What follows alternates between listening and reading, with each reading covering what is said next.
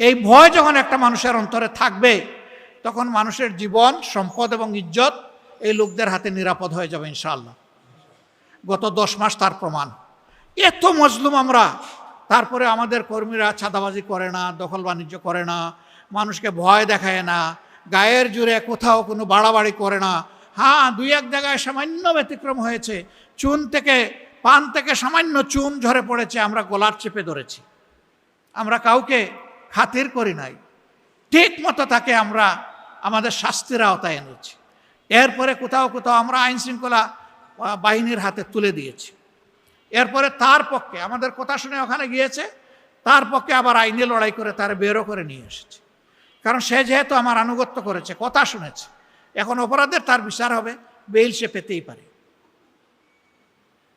কিন্তু তাই বলে তার পক্ষে অবৈধভাবে গিয়ে দাঁড়ায় যে আমার কর্মী নিষ্পাপ, নিরপরাধ, অপরাধীকে নিরপরাধ সার্টিফিকেট দেওয়ার এই দায়িত্ব জামাত ইসলামী নেয় না।